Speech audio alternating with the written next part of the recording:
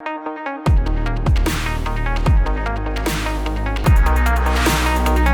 I'm Martyn Iles, and this is The Truth of It. And firstly today, I want to talk about Franklin Graham.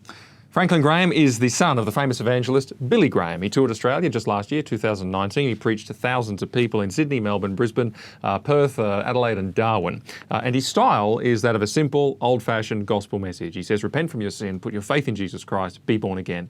It really is that simple. Now, his father, who went before him, preached to a crowd of nearly 140,000 people in the Melbourne Cricket Ground, which is the largest crowd ever attracted to that venue to this day.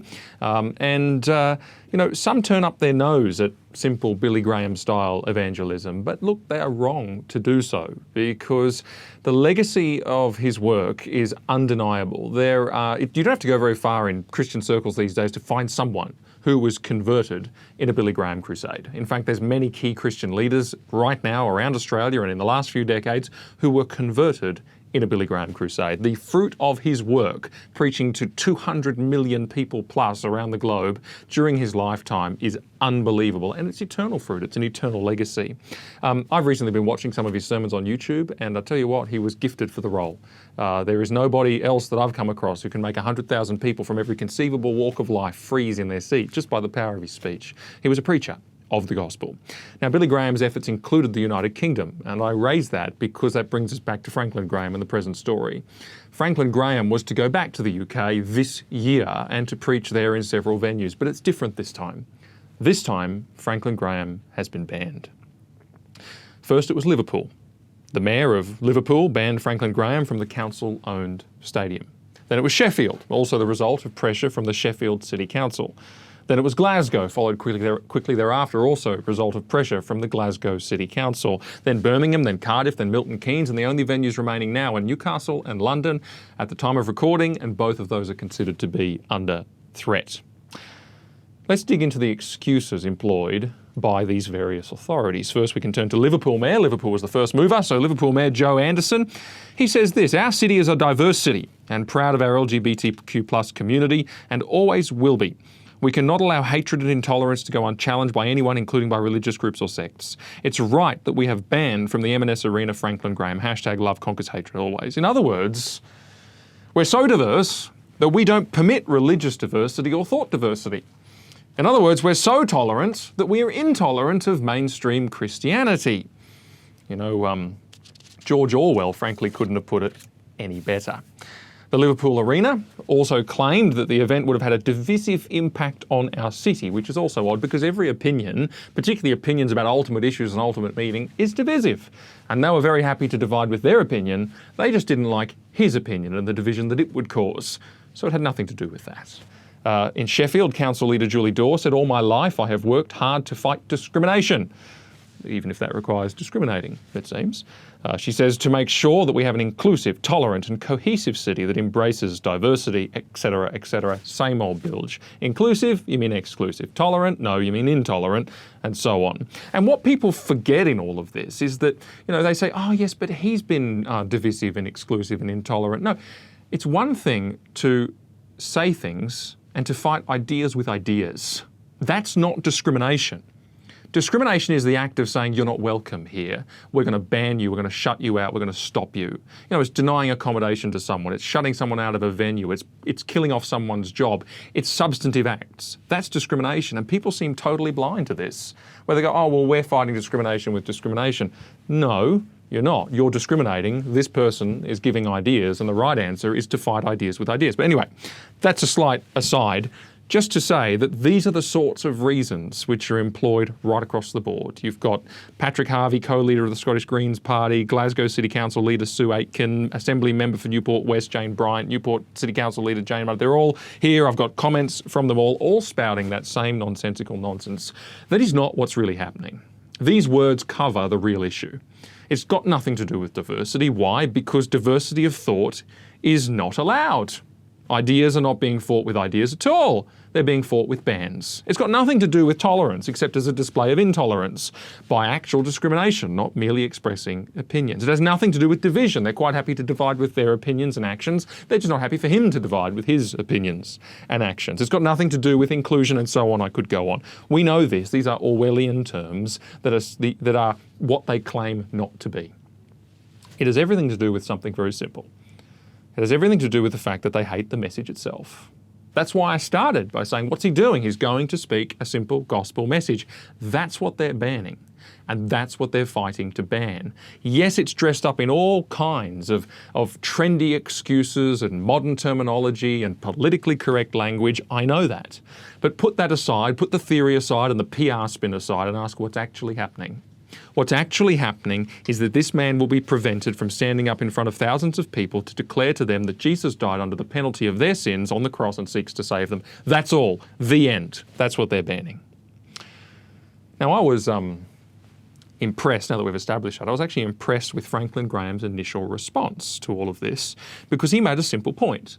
He clearly said that he was coming to the UK to preach the gospel of Jesus Christ, and the message that he will bring is a good message, and it's needed by everyone, regardless of sexual orientation, gender identity, or whatever attribute you want to pull out of the ether. It's not against any individual person. It's a message for all that all need. He told the truth, and he absolutely stood by his convictions. Now, can I suggest that in this changing age, we need to do a lot more of that? For too long, there's been the option to instead pretend that we're fighting for freedom of speech, or that we're fighting for freedom of religion, or that we're appealing to some general principle of a pluralistic democratic society. To do these things that are easy outs, and not to have to actually talk about what we really believe is good and needs to be said. Those excuses and those reasons simply won't cut it in a society that believes that what you're saying is evil. Freedom of speech, you see, only means something when you say it like that. When you get down into the brass tacks of the specific details, there's no agreement. You know, free speech to deny the Holocaust, for example. Many will say, yes, sure. Some will say no. Freedom of speech to spread reputation-destroying lies on the internet. Some defamation lawyers will say, well, of course not. Others will say we should. Freedom to deceive? Well, what about that? Freedom to verbalise hatred? Freedom to protest in a very inconvenient way that ruins people's days? Freedom for speech through pornography? Bring it down to its practical details and nobody agrees. Because what are we actually fighting for? We are fighting to say, you know what, that freedom of speech idea, it needs to include what we're saying because what we're saying is good. And this is one of those disagreements about what's good. That answer, free speech, to this world is totally unconvincing. And it makes us unconvincing. It's weak. One might well ask, do we actually believe in the value of what we're saying? That we need to resort to general principle arguments rather than fighting for the goodness of the message itself? Is it true or is it not? Is it the greatest need of the human race or is it not? Is it the message that God craves people to hear or isn't it? Does it carry the answer to every darkness and pain and grief and evil that the world has ever seen or not? If the answer is yes, yes, yes, and yes, it's time we fought for it and showed that we know it to be true, to show the world that this is good and needs to be heard. It's time we fought not for freedom, but for truth. Paul says, pray for Christians to live in peace. Why? Because God desires all people everywhere to come to a knowledge of the truth. That's his goal. That's God's desire, that this truth would be free. I used to think, that this was a fight for freedom. I used to think that. Freedom of speech, freedom of religion, and all that kind of stuff. But I've since realised that's not really true. Primarily, more importantly, it's actually a fight 9 times in 10 for the truth. Because it's true beliefs, it's true statements of speech which tend to be ruthlessly censored and shut down and cancelled and stopped and attacked. It's not people who argue that gender is a social construct who get into strife. It's not people who argue for pansexuality that are banned and cancelled. It's not people who stoke conflict through rampant feminism against, men and all that kind of thing who get into trouble. It's not people who abuse and vilify and attack Christianity that are frowned upon. It's the truth that's frowned upon. And you know what? There's no clearer statement of that than banning Franklin Graham from coming and preaching the gospel. Oh yes, it's because of what he said about Trump. Oh yes, it's because... No, look at what they're actually doing. They're banning the gospel message. This is a fight for truth. And unless we have confidence in the truth, and we live and we speak as those who believe it with our whole heart, then we will remain in this great debate about what is good and true and what should be free. We will remain totally unconvincing.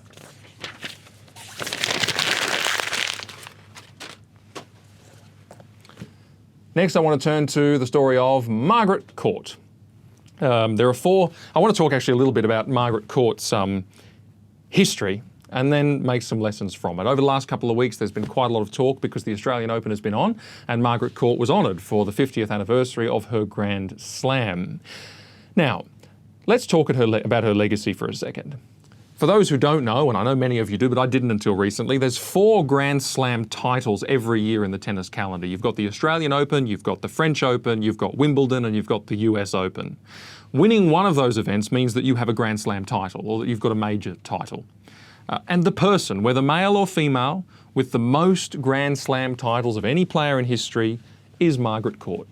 Her record has held for 50-odd years. She leads with 24 singles Grand Slam titles. Now, some people observe that there are players who are closing in on that 24 number, but those who do so often forget something. They forget that Margaret Court also played doubles and mixed doubles. And if you count up her singles, doubles and mixed doubles Grand Slam titles, she has an eye-watering 64 Grand Slam titles. 24 singles, as we said, 21 mixed doubles and 19 women's doubles. That's mental. It's so far ahead that it's just unbelievable. And now there's that, but then there's another aspect to her achievements, or several others. Try on this one. To do the Grand Slam, as they say, you have to win all 4 of those Grand Slam titles in a single year. So you've got to win the Australian Open, then go to France and win the French Open, then go to the UK and win Wimbledon, and then America and win the US Open. You've got to do that in 1 year. Very few tennis players, very few have achieved that feat. Only 2 tennis players in all of history have done it twice. One of them is Rod Laver. The other one is Margaret Court, both Australians. Only 1 player has done it 3 times. Margaret Court.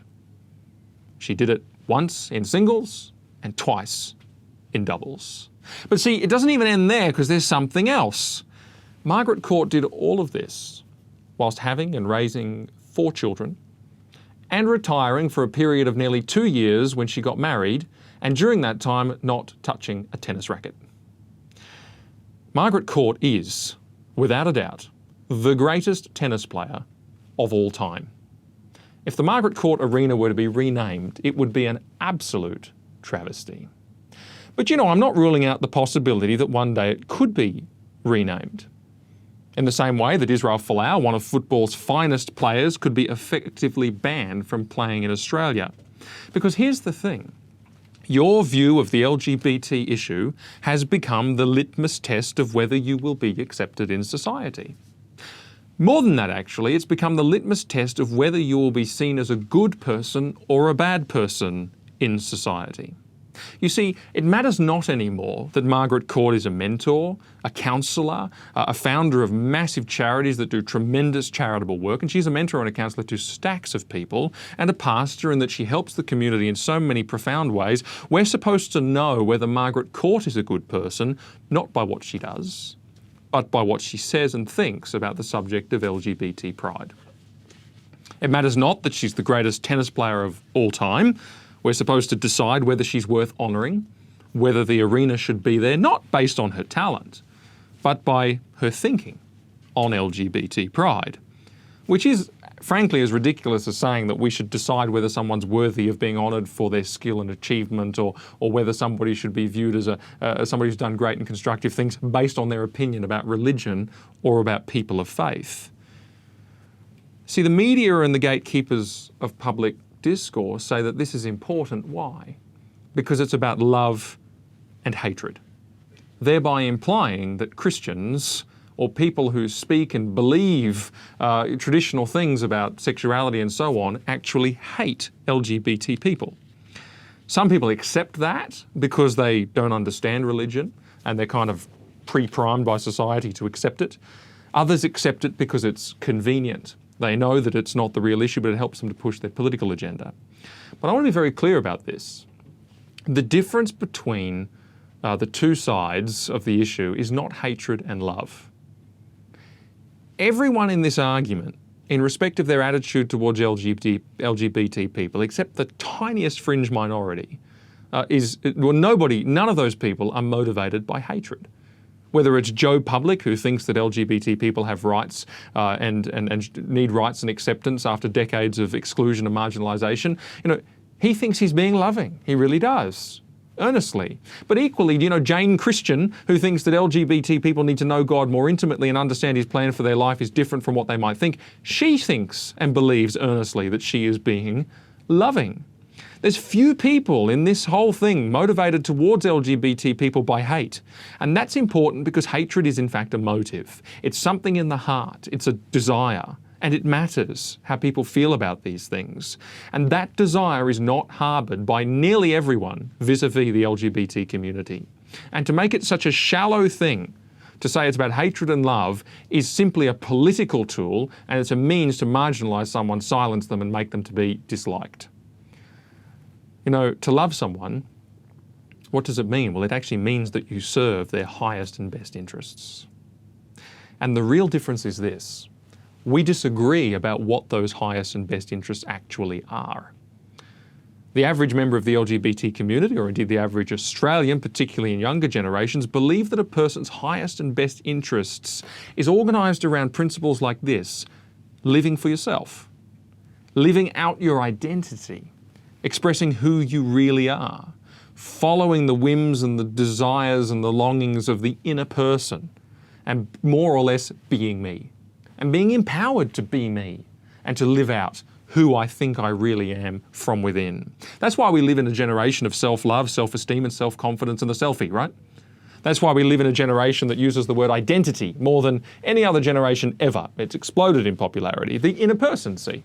That's why we live in a generation that started to build laws around identity, to protect identity, because that's now the highest and most sacred thing. We once had blasphemy laws to stop people insulting God. Now we have vilification laws. What for? To stop people insulting my identity.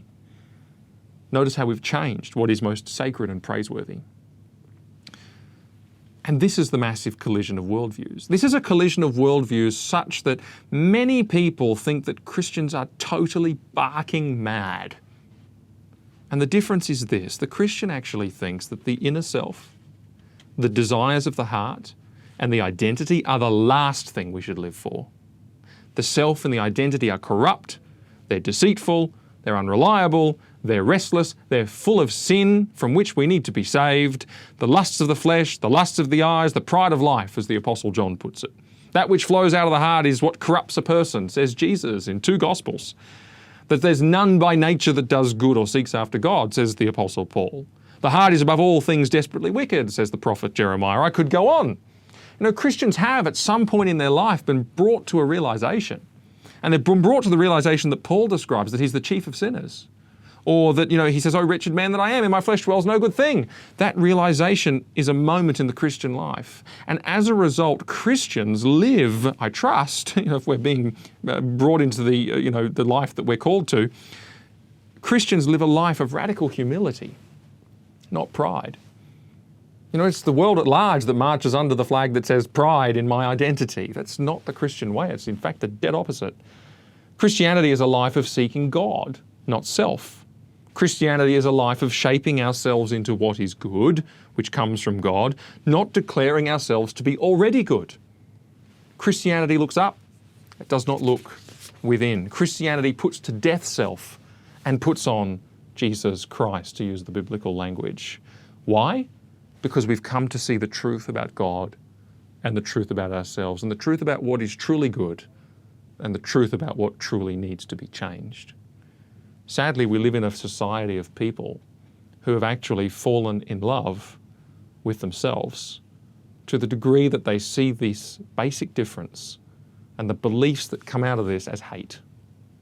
They say that it's so hateful that your achievements are invalid and your virtue is erased.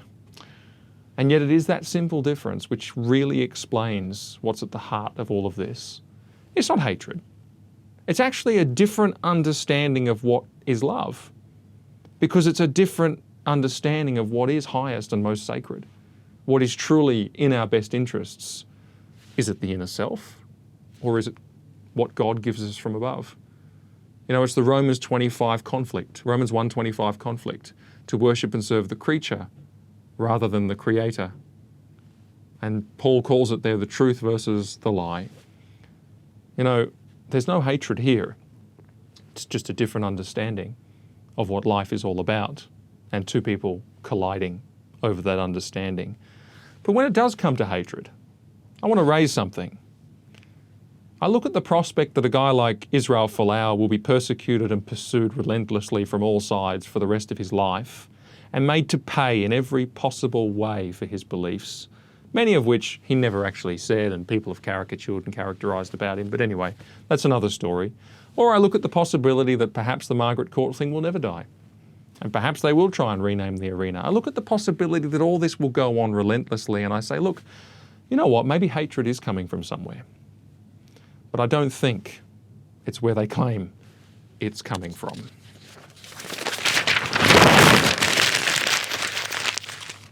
Right, the next topic is the Oatlands tragedy. This turns to the event that stopped the nation, or the tragedy that actually stopped the nation, the horrific death of 4 children in Oatlands in northwestern Sydney. This happened on Saturday evening. It was the 1st of February, just recently, and a vehicle being controlled by 29-year-old Samuel Davidson left the road, ploughed into a group of, I think it was 7 children riding bicycles. 4 were killed, 3 from the same family, Anthony, 13, Angelina, 12, Sienna, 8, and their cousin Veronique, 11. Testing showed that Davidson was intoxicated at the time, 3 times over the legal blood alcohol limit. He's been charged with 20 offences, including manslaughter, and remains in jail. Now, I mean, you know, I don't need to say what a horrific incident this is, and as I said, it stopped the nation. I think it did. It went everywhere, and everyone grieved, and the Prime Minister's commented on it at length. I just want to single out something about this, something really, really valuable, and it is the Christian testimony of the families involved and the Lebanese community. Major news networks broadcast images of hundreds and hundreds of people, I couldn't say thousands, turning out to pray at the site of the crash. And faith in God has been at the heart of the family's public comments and their actions. And in particular, I was moved by what Layla Abdallah said, the mother of 3 of the children. And she said this to the media. I mean, this is literally within 48 hours of the event. And she says, the guy... He was drunk, driving on the streets. Right now, I can't hate him. And I don't want to see him. I don't hate him.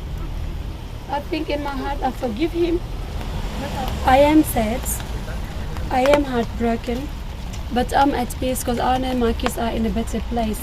Now, you know, with something like that, I mean, you barely know where to begin. Except I want to say this, and look, I'm grateful to her for giving me the material to say this because it's such a powerful testimony.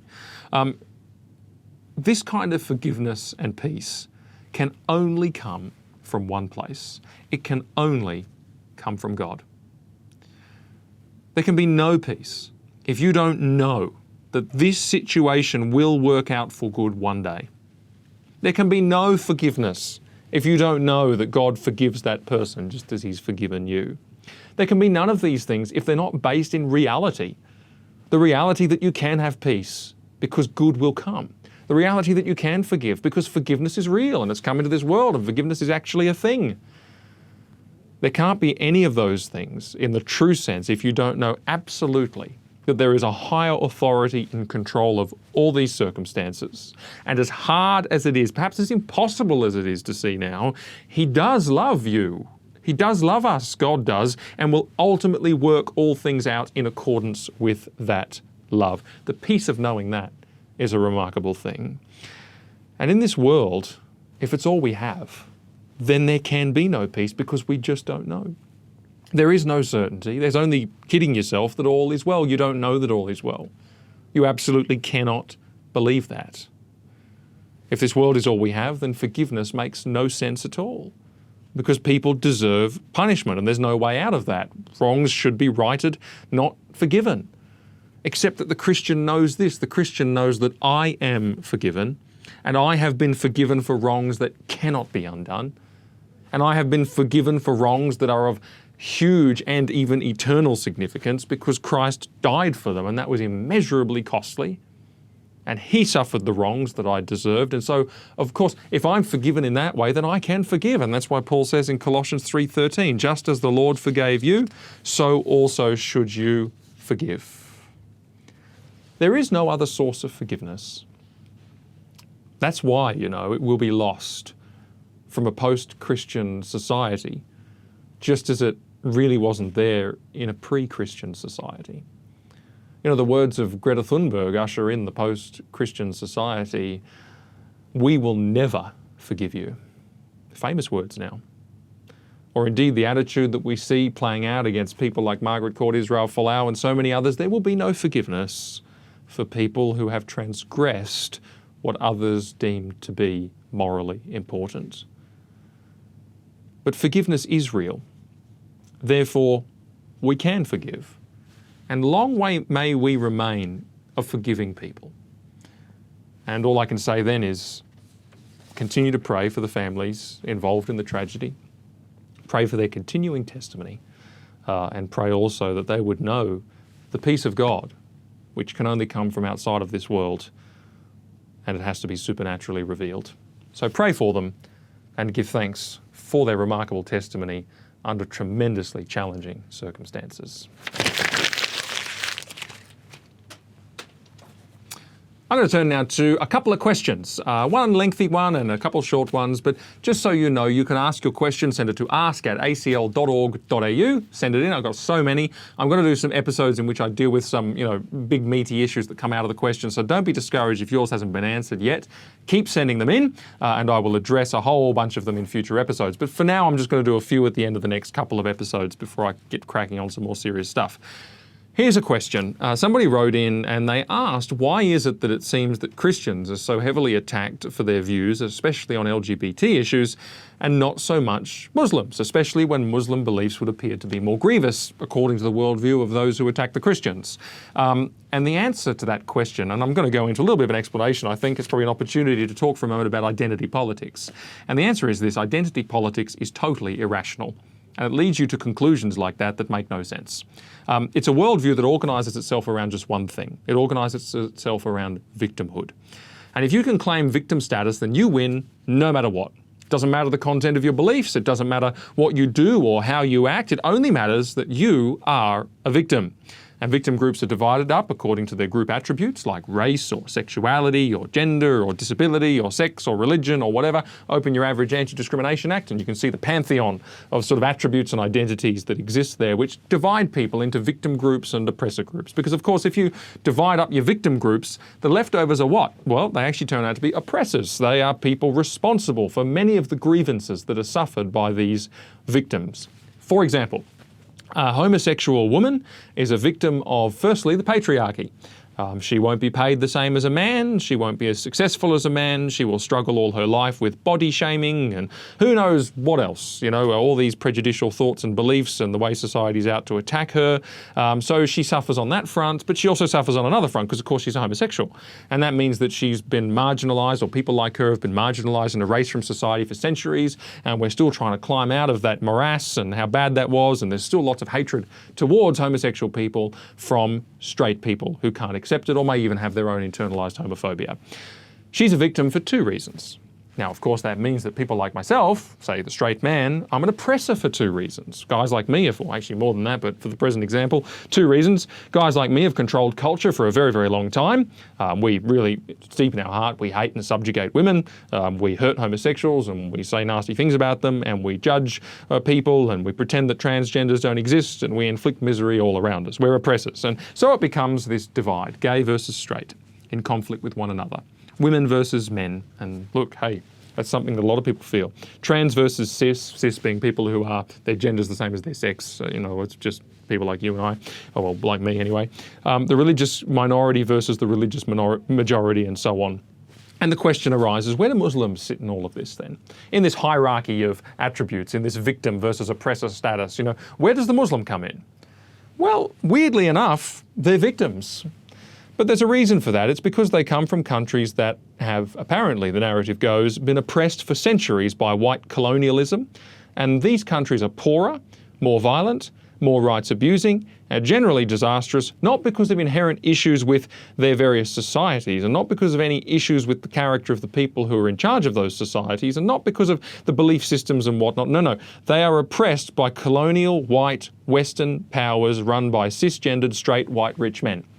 That's why their societies are as they are. Because in the great game of global geopolitics, they have fallen into victim status to those who are oppressive. It's a worldview that doesn't judge people individually based on what they do or based on their character. It's a worldview that primarily and mainly judges people based on what group they belong to. And you might ask this question, why are the divisions? Who came up with these divisions? Who came up with these protected attributes? Who came up with the idea that it's male, female, gay, straight, trans and cis and all this kind of stuff? Who decides who's the victims? Who decides who's the oppressed? What's the logic behind this crazy system? And as I talk about it, I trust it makes some degree of sense to us because we see shreds of this all around us. There is a logic to it.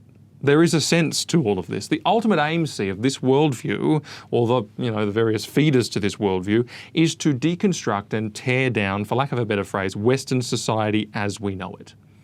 What does that mean? Well, take, for example, the family.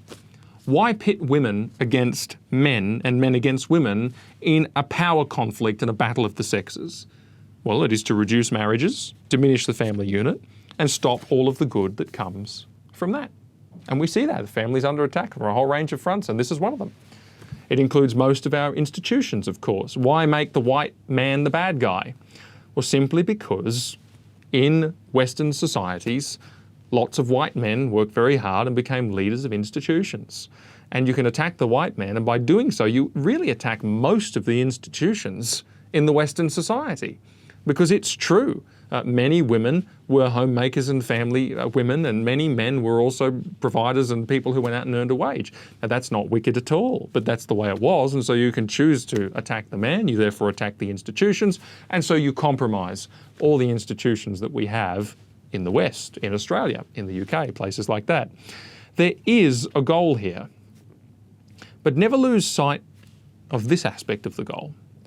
The dominant influence which shaped countries like Australia for a very long time was Christianity. If for no other reason than the fact that 90+% of people would have identified themselves as Christians and been shaped largely by Christian beliefs. And it is Christianity and its influence and the way that it changes lives and shapes the world that is the ultimate enemy of the worldview that I've described. Doesn't matter whether it's intersectionality, identity politics, cultural Marxism, all these words describe similar things, similar forces, similar sets of ideas, and they are, interestingly, fine-tuned towards this end, to destroy all the things that Christianity teaches us.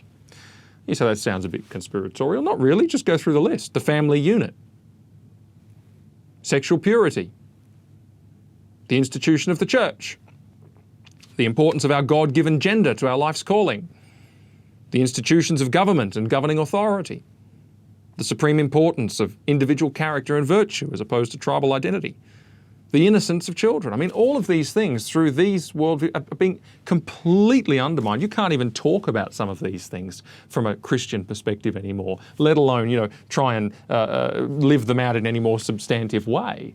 All of these things are undermined by these worldviews because these are God's truths. And in them, contrary to this worldview, is great freedom and peace. And this worldview is gnawing away at each of them and more, and it is slowly designed to weaken them and bring them down. And here's the thing. Much of what we see around us in this kind of thinking is purely destructive.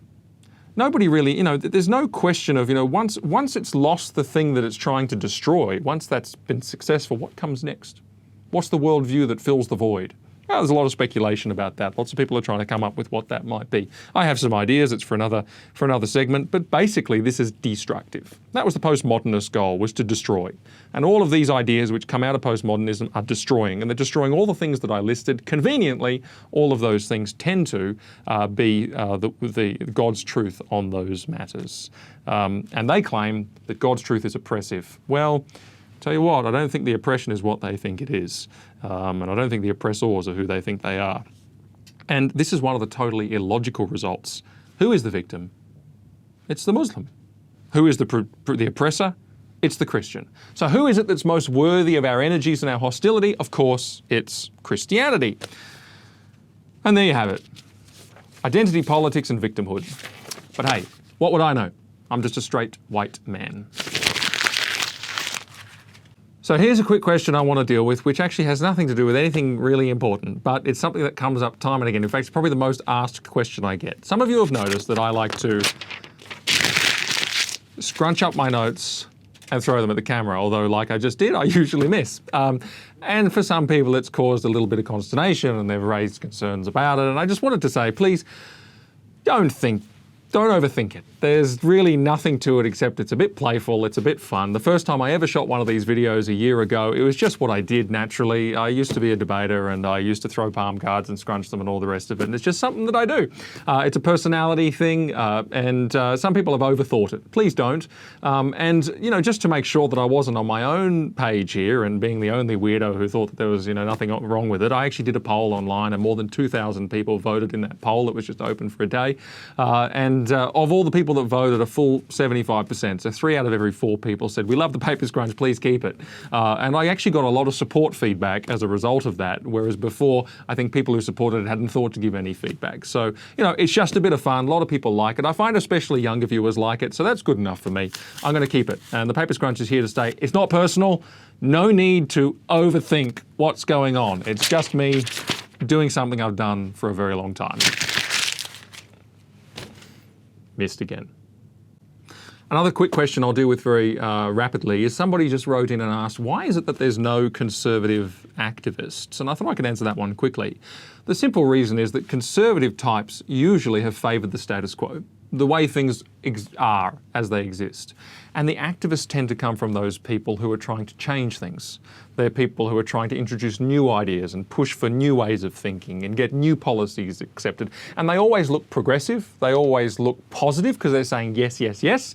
And the conservative-minded people are saying no, no, no, because they want to keep things as they are, or they've got different ideas about how things should be. And that's just the dynamic we've been under for a very long time. Conservative-minded people say no. Activist-minded people say yes on the whole. And the activists are the ones that have slowly been chipping away and pushing aggressively and raising their causes and advocating for them and so on and so on. But here's the thing.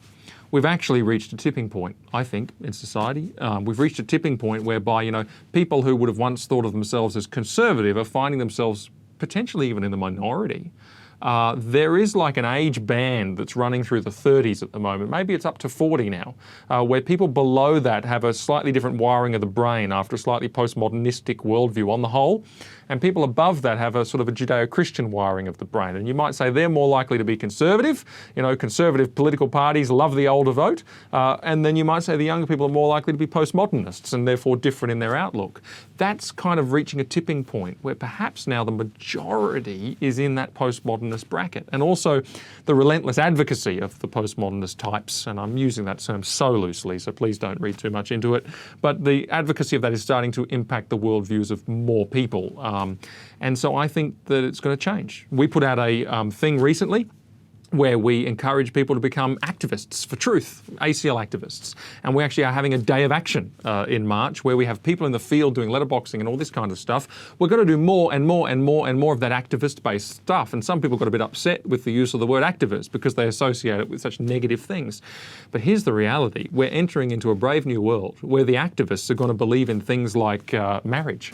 They're going to believe in things like the sanctity of life. The radicals are going to be there arguing for sexual purity. The radicals are going to be talking about family. You know, that's where we are headed. We, you know, people with views like that will be in the absolute minority and pushing by saying this is good, this is right. Hey world, listen up. There's a better way. There's God's way.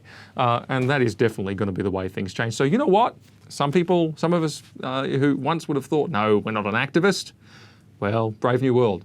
Perhaps we're going to be activists after all. And perhaps, you know, that's one of the things that our society really needs right now. People who believe in good things and are willing to put feet to their faith and make them happen. I'm Martyn Iles, and that was The Truth of It.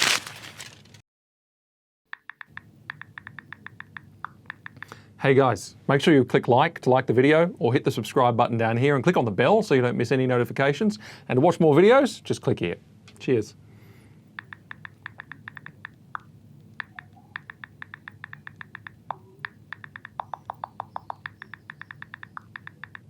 Go on, click one. You know you want to.